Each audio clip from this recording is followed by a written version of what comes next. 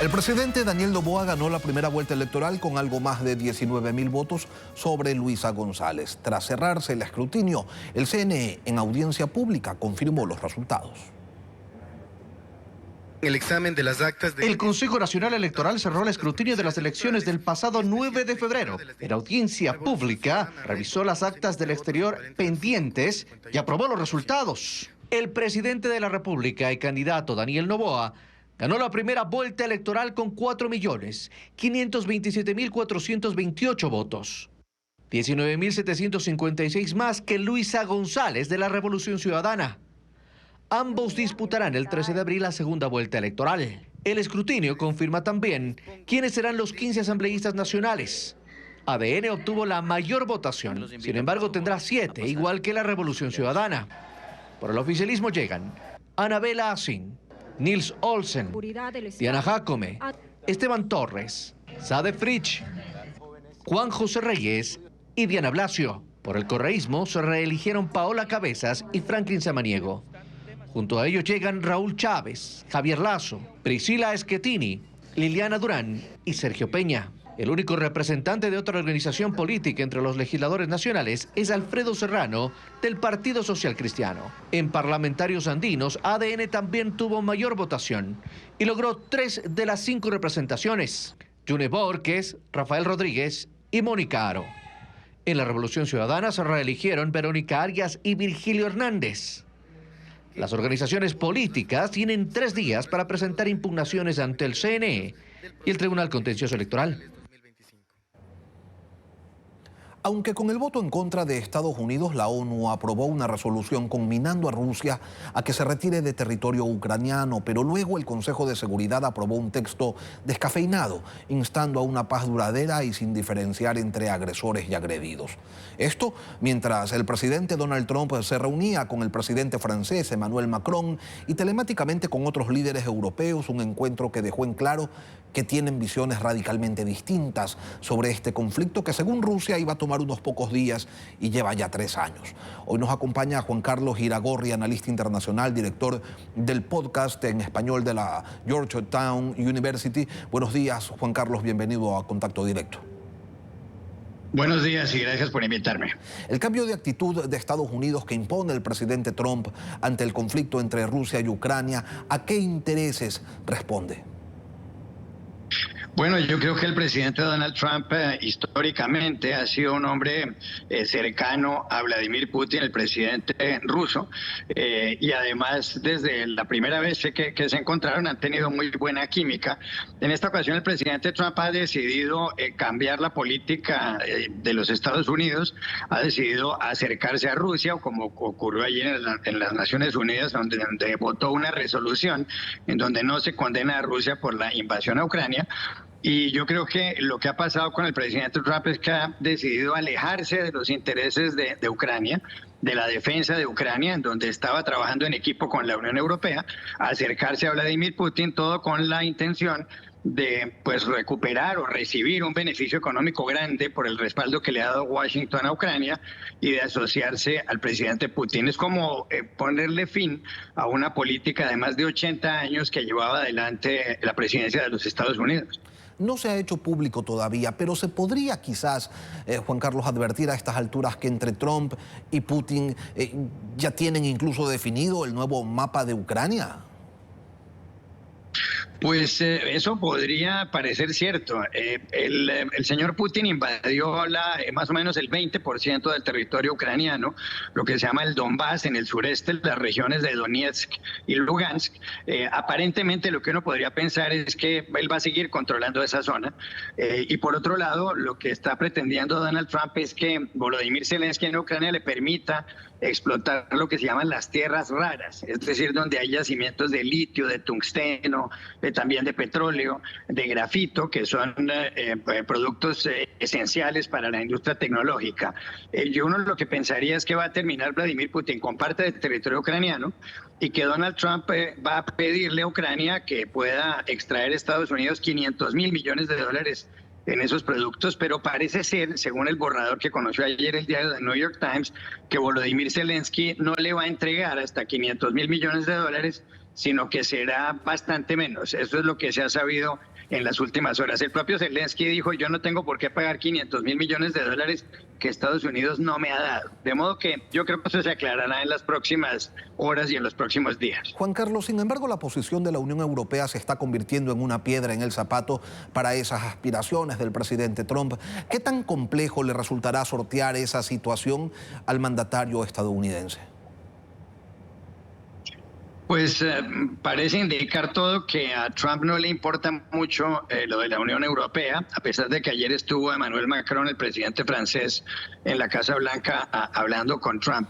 El problema para Europa es un problema esencialmente de seguridad.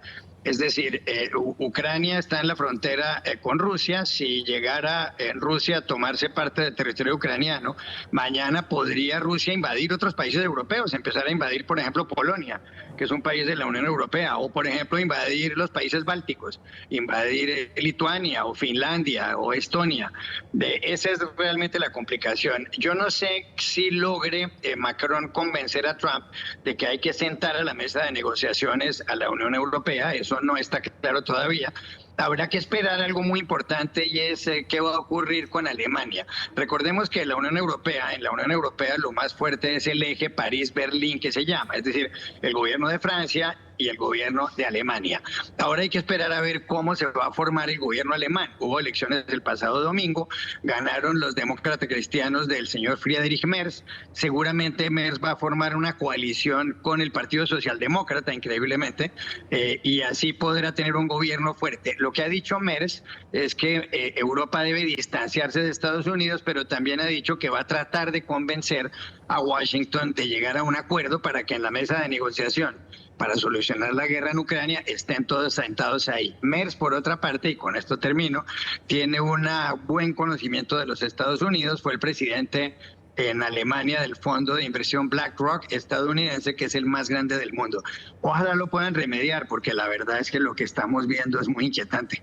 Con esa concepción distinta que se tiene en Europa de las soberanías, de las fronteras, pero sobre todo teniendo muy en claro lo que tú señalabas, que esta aventura expansionista de Putin no será la última y que si sale victorioso de esta, pues más temprano que tarde emprenderá una nueva. ¿Qué garantías reales puede generarle Trump al mundo, luciendo más como aliado de Putin que como mediador del conflicto? Pues lo que están pidiendo por una parte Ucrania y por otra parte la Unión Europea, y esa sí fue una buena noticia de ayer, y la dio el propio Donald Trump, sería que si se llega a la paz en Ucrania, Putin permita, y eso repito, de eso informó Trump ayer, que Putin permita que lleguen unas tropas de paz al territorio ucraniano. Hay dos países europeos que han ofrecido tropas de paz, que son Francia y el Reino Unido. Otros, como España, se han negado. Esa podría llegar a ser una eventual solución aceptable para todos. Eso sí, con la garantía por parte de Estados Unidos de que no permitiría que Rusia vuelva a iniciar una acción armada. Lo que pasa es que esto último que acabo yo de decir suena muy bien, pero yo creo que si Donald Trump dice que se compromete a eso, prácticamente nadie le creería. De modo que pues es muy complicado. Mientras Estados Unidos no garantice que no permitirá que Rusia siga invadiendo territorio ucraniano o llegue a meterse en Europa, pues no habrá tranquilidad en el viejo continente de ninguna manera. Ser iluso es uno de los defectos que no acompañan al presidente Trump. A un personaje como él no le es extraño el delirio imperialista de Putin. Y entonces, Juan Carlos, ¿cuál es el objetivo real de este empuje a que termine la guerra a cualquier costo para Ucrania? Pues yo creo que el objetivo, Ucrania naturalmente quiere que haya paz, pero evidentemente quiere que haya una paz digna y quiere sobre todo que haya garantías de que esto no le vuelva a pasar, de que no la vuelvan a invadir.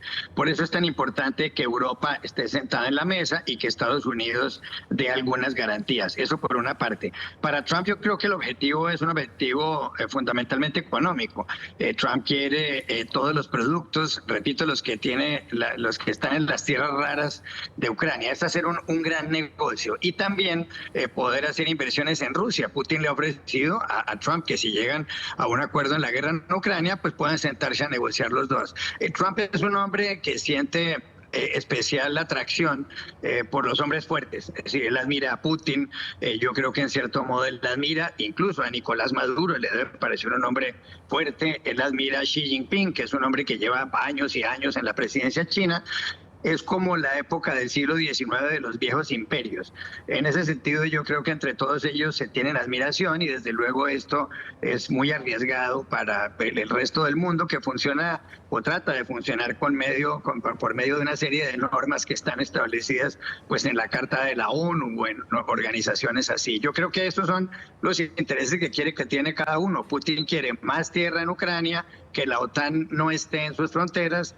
Trump quiere hacer negocios y conseguir más dinero para los Estados Unidos, y Ucrania lo que quiere es una paz con garantías. Lo que pasa es que uno no sabe si las tres cosas pueden darse al mismo tiempo. Y teniendo claro cuáles son los escenarios que tú también has descrito, Juan Carlos, ¿cuál es el mensaje que queda? Porque lo cierto es que Putin ha violado los acuerdos internacionales, invadió a otro país, se ha puesto por sobre las sanciones.